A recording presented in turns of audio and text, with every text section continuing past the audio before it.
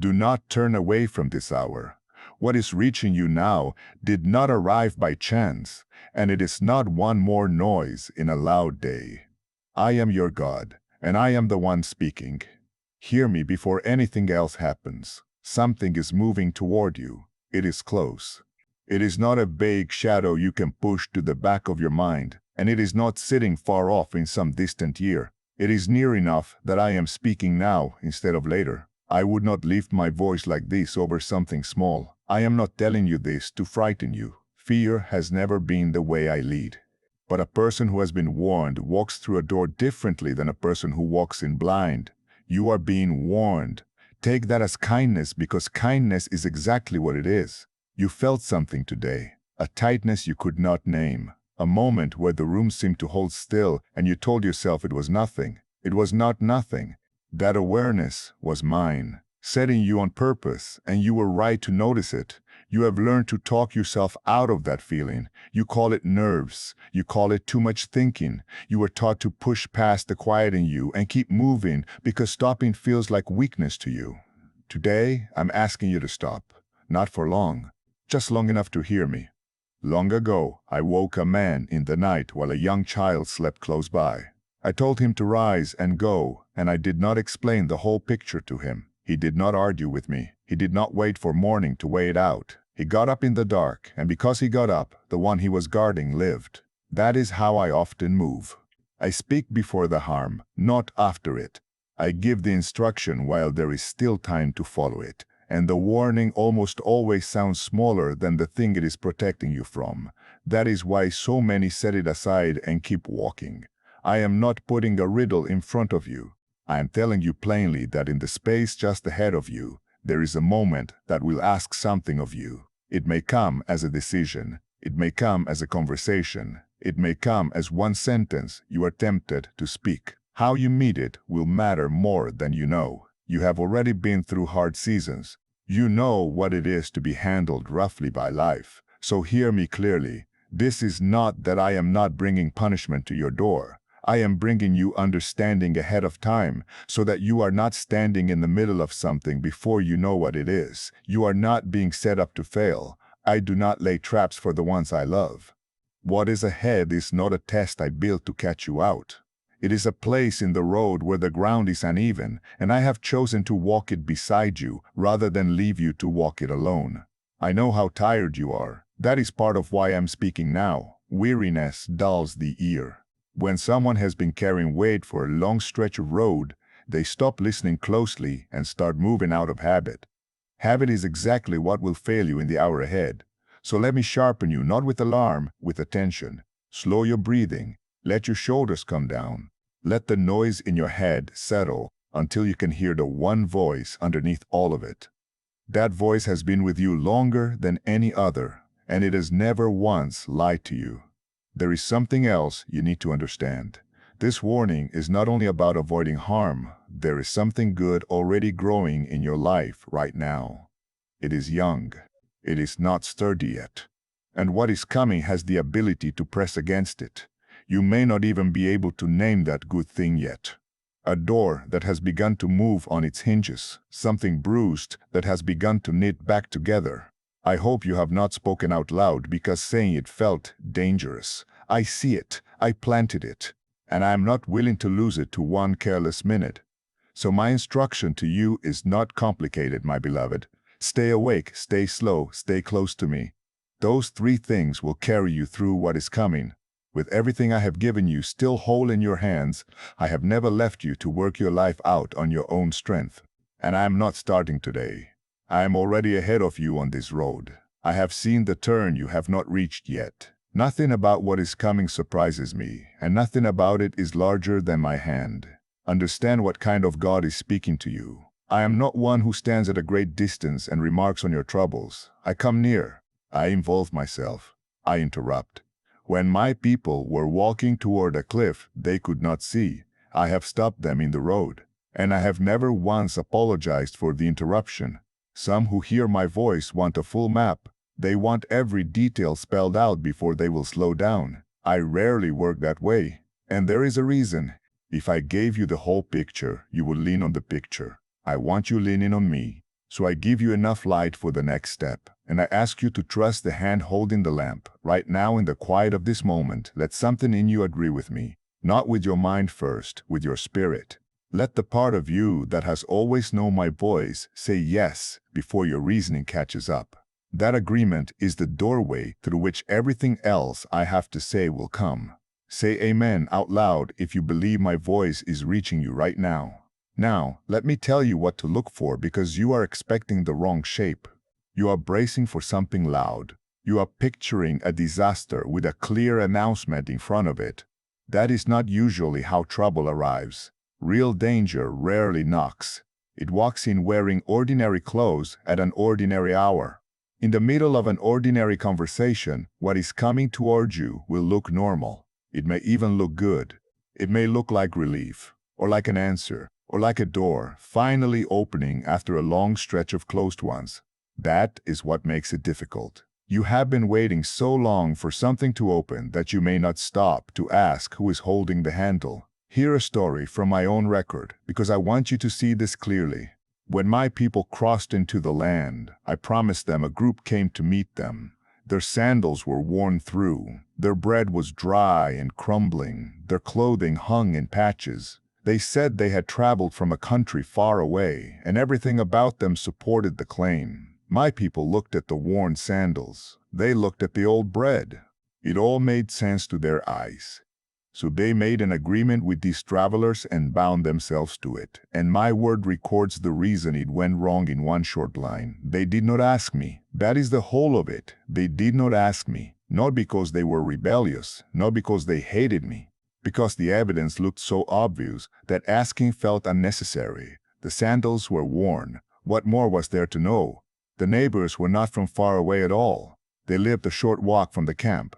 The worn sandals were a costume. And my people carried that agreement for generations because of a minute they did not think to bring to me. I am telling you this because in the hour ahead, something is going to look obvious to you. The evidence will seem to line up. Your reasoning will move fast and arrive at a comfortable conclusion. And in that moment, the question will not be whether you are clever enough. The question will be whether you ask me. So ask me, my child, out loud if you must. Even 4 words will do, even a breath in my direction while you are standing there deciding. I am not hard to reach, and I am not slow to answer when the answer is urgent. Understand something about the word familiar. You treat familiar as though it means safe. It does not. Familiar only means you have met it before. There are patterns in your life that have come around more than once, wearing a slightly different face each time, aiming at the same soft place they always aim at. You know the pattern. I mean, you may not be able to describe it, but your body knows it. There is a certain kind of person, or a certain kind of offer, or a certain kind of pressure that has cost you before. It is circling back, not to finish you, to find out if you have changed. You have changed. That is the part you keep forgetting. You are measuring yourself against who you were the last time this came around, and that measurement is out of date. Something in you has been strengthened since then. Today you will meet the same pattern with a different person standing inside your name. Now let me speak about your mouth, because this is where the greatest risk sits. In the hour ahead, you may feel a strong pull to speak. Something will be said that lands wrong. Something will be implied about you that is not true. Something will demand a defense, and the words will already be forming before you have decided to use them. That pull is not from me. I saw a young king lose a nation over a single answer. His people came to him asking for a lighter load. He had older, steadier voices telling him to speak gently. He listened instead to the ones who told him to sound strong. He answered harshly, and by evening the kingdom had split in 2. It never came back together. One answer spoken fast, spoken to look strong, and the cost outlived him. I am not asking you to be silent forever. I am asking you to be slow. There is a space between what happens to you and what comes out of your mouth. And that space is where your protection lives. Most people give it away. I am asking you to hold on to it in the hour ahead. You do not owe an explanation to everyone who demands one. You do not have to defend a life I am already defending. Let me say that again, because you have never fully believed it. You do not have to defend a life that I am already defending. Silence is not surrender. When you hold your peace under pressure, you are not losing the exchange. You are refusing to hand over the one thing they came for, which is your reaction. Take that away and there is nothing left for the moment to work with. I know what it costs you. You want to be understood. You want the record set straight. You want someone to acknowledge that you were right, and you have wanted that for a long time in more than one situation. Set it down for now. I keep better records than they do, and I will settle every account in its proper hour. There is a strength in restraint that the world has never learned to see. It looks like nothing is happening. It looks like you let it go. But the one who can stand in the middle of provocation and not move is carrying something that cannot be taken by force. That is who I am asking you to be for the next stretch of road. Not defended, not loud, steady. Watch. Ask me and wait before you answer. Speak your amen. If you are trusting me in this hour, there is one more way you can tell the difference between my voice and everything else pressing on you. Learn this and you will never be badly deceived again. I do not rush you. Read that again and let it settle.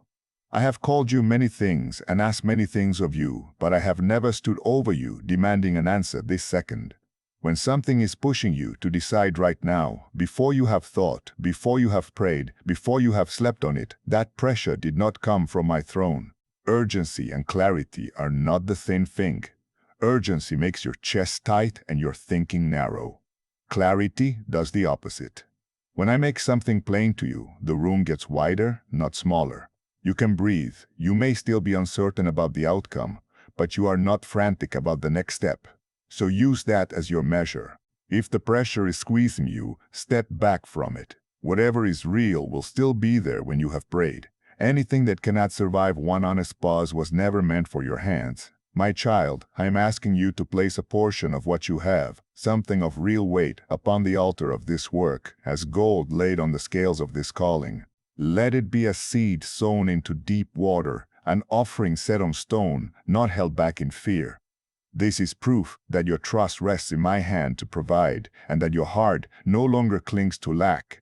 What you release in faith does not leave your life. It moves ahead of you into the harvest I am preparing. Now let me show you how I actually speak, because you have been listening for the wrong volume.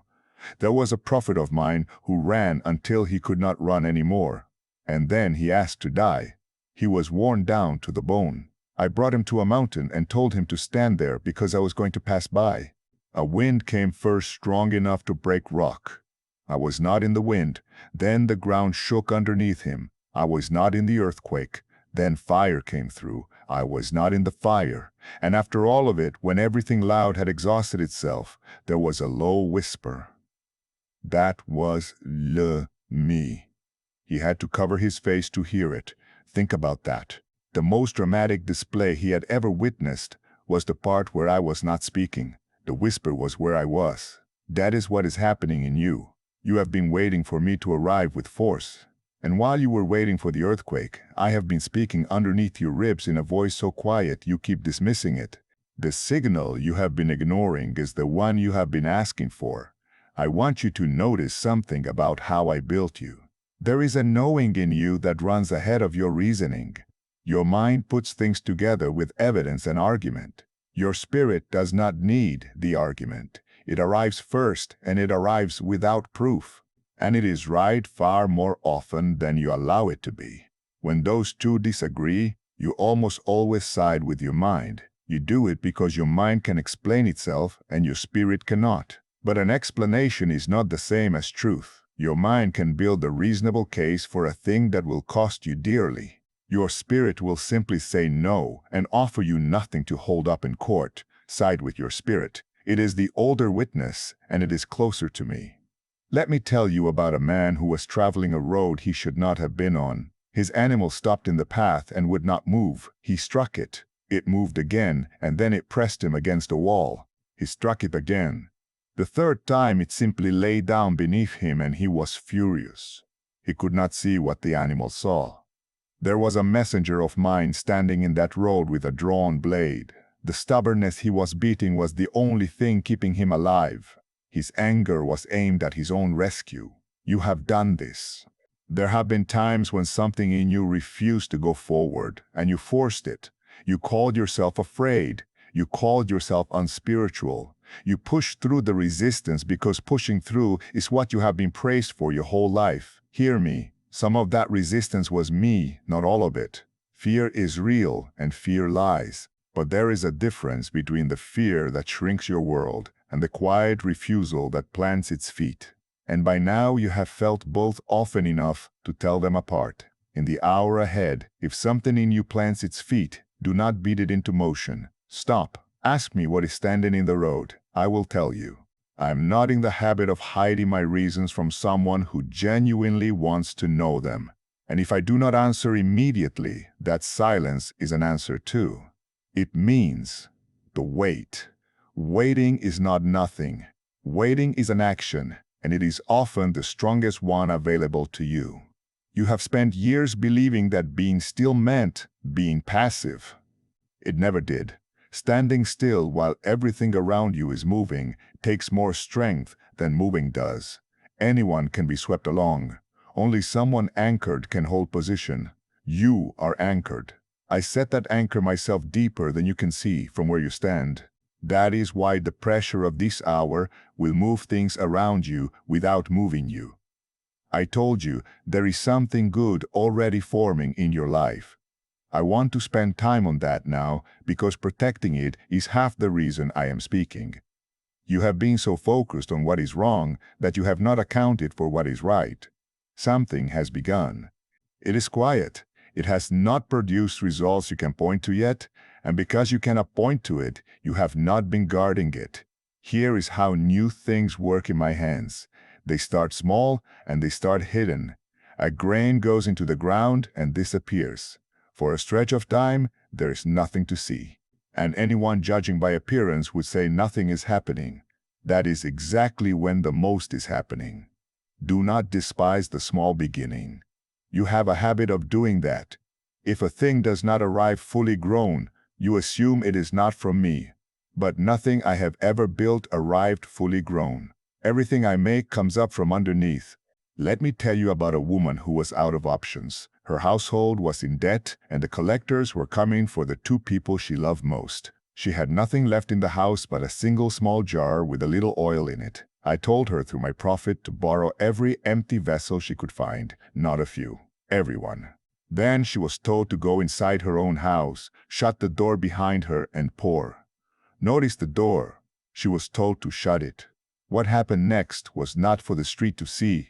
She poured from that small jar, and it kept pouring, vessel after vessel, until there were no more empty containers left to fill. The oil stopped only when the room ran out of room. Then, the debt was paid, and the two she loved were kept. I want you to see two things in that. The first is that the amount in her hand was never the limit. The limit was how many empty vessels she was willing to gather. The second is that it happened behind a closed door. There are things in your life right now that need a closed door, not because they are shameful, because they are young. A young thing does not need an audience. It needs quiet and it needs time. So stop announcing it. Stop laying it out for people who have never once been glad for you. You have a habit of taking the newest, most tender thing in your life and handing it to whoever asks. And then you wonder why the joy leaks out of it. Guard the door. Pour in private. Let the results speak later. When the thing is strong enough to be seen, there is one more thing that will come for what is forming in you. And it will not come as an attack. It will come as an invitation. I had a man rebuilding a broken wall. The city he loved had been in ruins for years, and he had finally gotten the work moving. His opponents saw they could not stop him by force, so they changed tactics. They sent him a friendly message. Come down and meet us on the plain. Let us talk. Just a conversation. 4 times they asked. 4 times he sent back the same answer. I am doing a great work and I cannot come down. He was not being rude, he was being accurate. He understood something you need to understand today. There was nothing wrong with the plane. The problem was that he was on the wall and the wall was where the work was, and every step down was a step away from it. You're going to be invited down. Something will present itself as reasonable, harmless, even overdue. A conversation you should have, a situation you should address, a person you should finally deal with. And it will all sound so sensible, that refusing will feel like avoidance.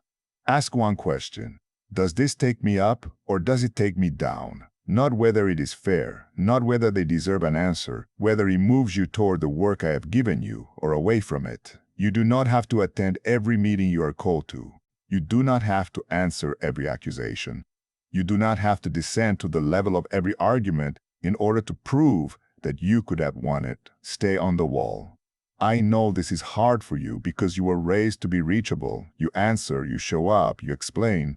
Being unavailable feels to you like being unkind, but there is a season for open hands and a season for a closed door.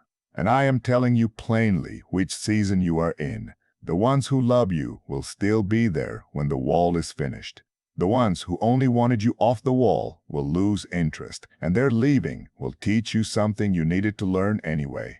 Let me speak to the tiredness now, because I know the door and the wall both take strength you feel short of. You have been holding a great deal together with very little help. You have been the steady one in rooms where no one asked whether you were steady, and you have started to believe that if you stop holding, everything falls. That is not true. I am the one holding. You are leaning against something that does not depend on your grip. You may loosen your hands without the world coming apart, and you may rest without losing your place. So rest tonight, not because the danger is gone, but because rest is part of how I prepare you. A tired person makes hasty choices. A rested person waits well. I would rather you meet the hour ahead unhurried and clear than exhausted and impressive. What is forming in you is worth this care. I would not warn you over something disposable. The strength of a warning tells you the value of what is being protected, and I'm speaking to you with everything I have. Now I'm going to tell you something about the prayers you thought went nowhere. Listen closely because this will change how you understand the last several years of your life. There was a man who prayed for understanding and then waited. 3 weeks went by. He ate almost nothing. He stayed in that posture day after day with no reply. And by the end of it, he was worn thin and beginning to wonder whether he had been speaking into an empty sky. When the answer finally reached him, it came with an explanation he had not expected. He was told that his words had been heard on the very first day, not the 20th, the first. The reply had been sent immediately, and it had met resistance on the way. Sit with that, my child. He had spent 21 days believing he had not been heard, and he had been heard within the hour. What he interpreted as my absence was a contested road. There was pressure against the answer, not against the asking. And when the resistance held too long, I sent the captain of my own host to break through it. And the message arrived. I am telling you this because you have your own count of days. You know exactly which prayer it is. You stopped bringing it to me because bringing it up again hurt more than leaving it alone. You decided the silence meant no. The silence did not mean no. Some of what you asked me for has been in motion the entire time. Moving through ground you cannot see against pressure you were never asked to fight. You have been judging the whole matter by the only part of it that was visible to you, which was your own waiting room. Do not build your understanding of me out of what you can see. You are looking at one small window and drawing conclusions about the whole house. There was a servant of my prophet who woke early one morning and looked out over the city. It was surrounded. Horses, chariots, soldiers on every side. He ran back inside in a panic, asking what they were going to do. The prophet was not alarmed. He asked me to open the young man's eyes, and when they were opened, he saw the hillside above the enemy filled with horses and chariots of fire. The help had been there the whole time. It had been there while he panicked. Nothing changed in the field that morning except what he could perceive. That is your situation more often than you know. You have counted the opposition carefully and never once counted what stands on the hill. You are precise about your problems and vague about my resources, so you live braced when you could live steady. There have been nights in your life when something turned in your favor and you never learned why. A situation that should have crushed you simply lost its momentum. A person who was determined to harm you moved away or moved on. A threat came right up to your door and then stopped there. You called it luck. You called it a close call. It was not either of those. I have settled entire matters in a single night before, and the ones who woke in the morning found the field changed without a sword being lifted by the people I was defending. I do not need you to fight what I have already handled. I need you to stop rehearsing a battle I have finished. Now, here's something about those who have set themselves against you. There was a man in a palace who built a structure meant to destroy someone he hated.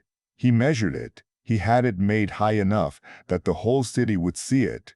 He went to bed satisfied, and by the end of the following day, the thing he had built was used on him instead. I did not need to construct anything to answer him. He had already done the work himself.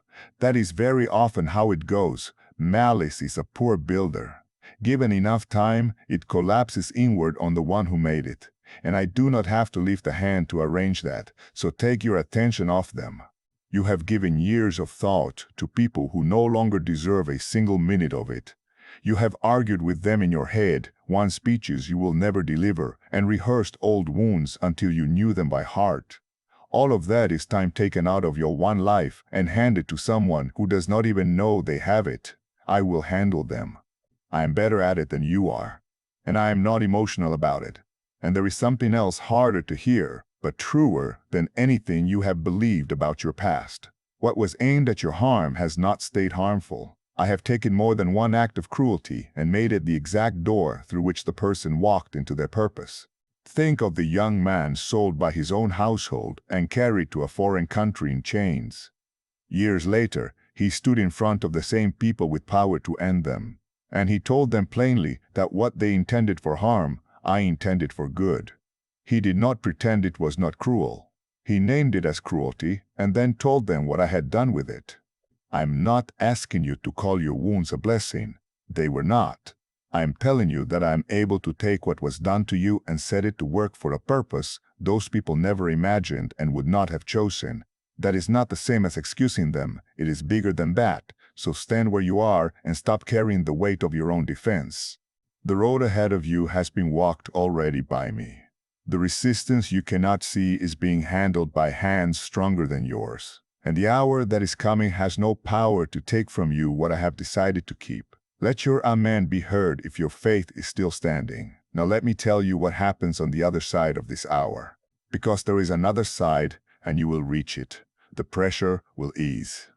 The thing that was approaching will pass through or pass by, and the air around you will change. You will notice it in your body before you notice it in your thinking. Something in your chest will loosen, and you will realize you have been braced for days. That is when I need you to be careful. And this is the part most people miss entirely. They hold steady through the difficulty, and then let go completely the moment it lifts. They guard the gate all night and leave it open at dawn. Two things will come for you after this passes. I want you to know both of them by name before they arrive. The first is second thought. You will begin to wonder whether you handled it correctly. You will replay the moment and find angles you did not consider. You will ask whether you were too cautious, whether you missed an opportunity, whether the whole warning was your own imagination working overtime. Understand where that comes from. It is not from me. I do not bring you through something with clarity and then hand you confusion about it afterward. When I correct you plainly, and you know exactly what I mean. What arrives as a fog of doubt over a decision you made in obedience did not come from my throne. You handled it. Let that be finished. The second thing is stranger, and it catches people who are otherwise strong. You will feel a pullback toward the very thing you stepped away from. It will not feel like rebellion. It will feel like curiosity, a small wondering about what would have happened, a quiet sense that maybe you were too harsh. Maybe there was more there. Maybe you should reach out one more time just to see. That pull is the oldest trick there is, and it works because it does not feel like danger. It feels like an open question. I brought a whole people out of a land that had ground them down for generations. Within weeks, they were talking about the food.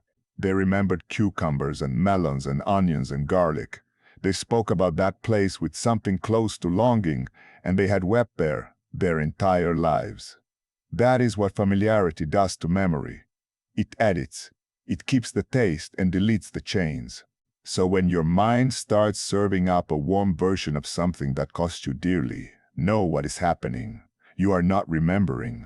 You are being recruited. Do not go back, my beloved. What you stepped away from was not a mistake to correct. It was a door closed on purpose, and I closed it with you. Now, hear the good part. Because I did not bring you through a narrow place just to leave you standing in it. When you refuse something that was not yours, a space opens. You will feel that space, and you will not like it at first. Emptiness makes you nervous. You are used to full hands, even when what filled them was hurting you. And an open space feels like a problem to solve. It is not a problem, my child. It is a room I am preparing. So do not rush to fill it. This is my clearest instruction for the days just ahead. Do not take the first thing that presents itself simply because standing in an open room is uncomfortable. What is coming to fill that space is better than what left it, and it is not in a hurry because it does not need to be. Let me be specific about what I am moving toward you. There is provision that has been held in the wrong hands, and I am moving it. Not because those hands are being punished, though some are, but because it was never theirs to hold. What was stored up in places that do not honor me has a way of coming loose, and I know precisely where it is going. There are deaths that have followed you for years, and I am not impressed by their age. A thing does not become permanent simply because it has lasted a long time. What has been draining you month after month is going to stop draining you, and you will notice the quiet where the pressure used to be. There is a weariness in your body that no amount of sleep has touched. I am dealing with that. Strength is going to return in a way you cannot account for by anything you did differently. You will simply notice one morning that you got up without dread, and you will not know when that changed. There are those you love who are woven into this, and I have not forgotten one of them, the ones you carry to me by name, the ones you pray for without ever saying the words out loud, the ones whose troubles wake you in the night. I see the whole household. What I am doing in you does not stop at the edges of you, and there is a door that has been closed so long you stop checking it. I am opening it not part way, not as a test, opening it in a season where you have the wisdom to walk through it well, which you did not have the last time you knocked. Now let me speak about rest, because you will be tired when this passes, and you will try to push through the tiredness. One of my prophets collapsed under a tree in the wilderness and asked to die. I did not lecture him. I did not question his faith. I sent food and I let him sleep. Then I woke him, gave him more, and let him sleep again. Only after that did I speak to him about the road ahead, and it was a long road, and he walked it. That is how I restore someone, not with a speech, with bread and sleep and time.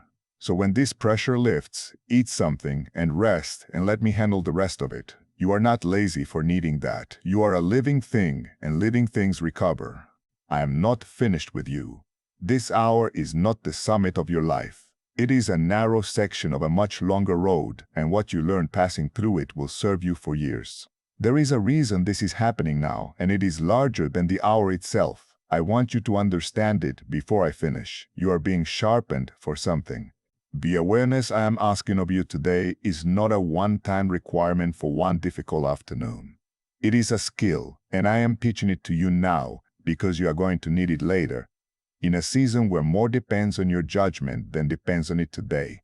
There was a boy who slept in my house as a servant. He heard a voice in the night and assumed it was the old man he worked for.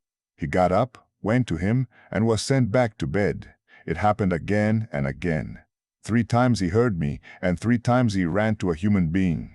He was not stubborn. He simply did not know the sound of my voice yet, and no one had taught him.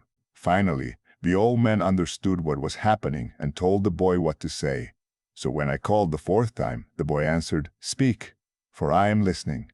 From that night forward, he never mistook me for anyone else, and he heard me for the rest of his long life. Everyone who hears me clearly was once someone who did not.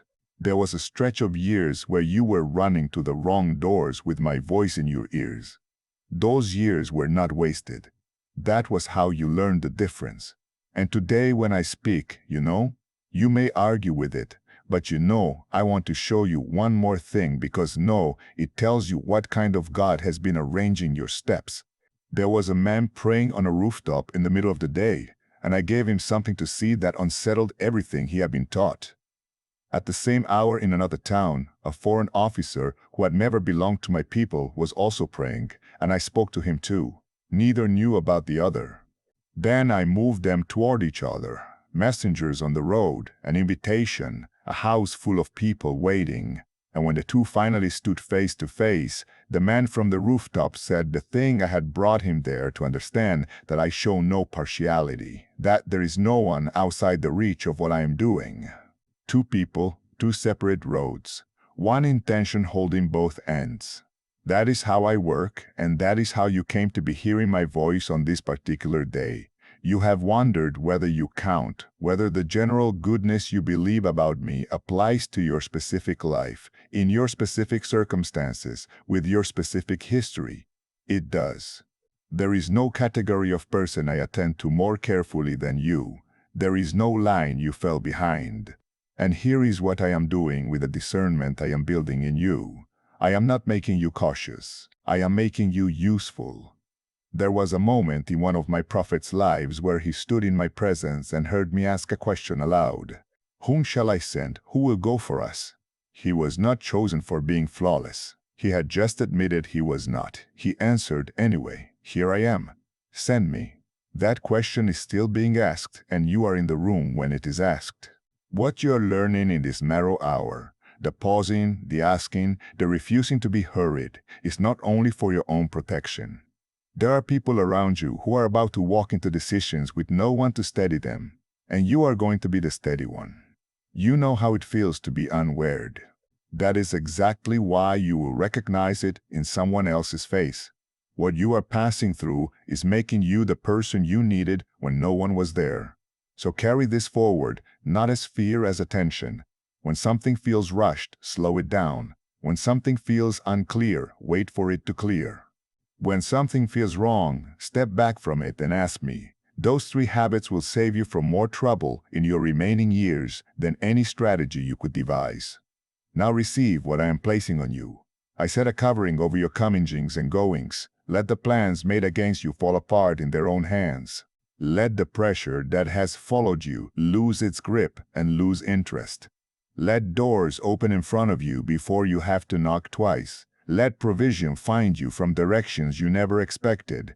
Let your mind be quiet at night. Let your body carry its work without breaking. Let your judgment be clear at the exact moment you need it, and not 1 minute later. Let the peace I give you be the kind that does not depend on your circumstances behaving. Let the ones you love be kept. Let your house be a place where I am welcome and where tired people can breathe. Let what you build outlast you. Let the good you have done quietly return to you in ways you cannot trace. And let this word stay with you, not as an impressive moment you once had, but as something that changes how you walk from here. The hour ahead is real. I have not exaggerated it, and I will not soften it. But you are not walking into it alone, and you are not walking into it uninformed. And those 2 things together are enough. I have gone ahead of you. I have looked at the turn you have not reached. I have measured what is waiting there against what I have placed in you, and I am not concerned. You will come through this. Not barely, not damaged. You will come through it steadier than you went in. So lift your head, my beloved. Stop bracing. Take 1 full breath and let it out slowly, and understand that the God who made everything you can see has taken the time to warn one person by name before the moment arrived. That is how much you matter to me. Go carefully. Go slowly. Go with your ears open and your mouth in no hurry. And know that every step you take from here is a step I am already standing in.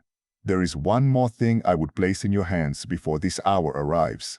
Do not measure the strength of what is forming in you by how quiet it still is. Quiet does not mean fragile. Quiet often means protected. I have kept more than one work of mine from premature exposure, and what I shield I also sustain. The same hand that warns you is the hand that feeds what is growing. You do not have to force it into daylight before it's time. You do not have to prove it to anyone who has not been given eyes to see it. Simply tend it. Water it with trust. Refuse the invitations that would pull your attention away from it. In the days that follow this passing pressure, You will begin to notice small confirmations. A conversation that opens without striving. A provision that arrives without the old scramble. A clarity in a place where you used to feel only fog. These will not come as spectacle. They will come as evidence that I have been working while you waited. Receive them without demanding more at once. I am not finished building in you, and I am not finished building around you. The road ahead still holds more than this single turn. Walk it with the same attention I have asked of you today, and you will find that what once felt like survival begins to feel like stewardship. I am with you in both. Say your amen now, and let it be the first word of the road ahead. We run on viewer support only. For exclusive member-only content, scan the QR or see the pinned comment. God bless you.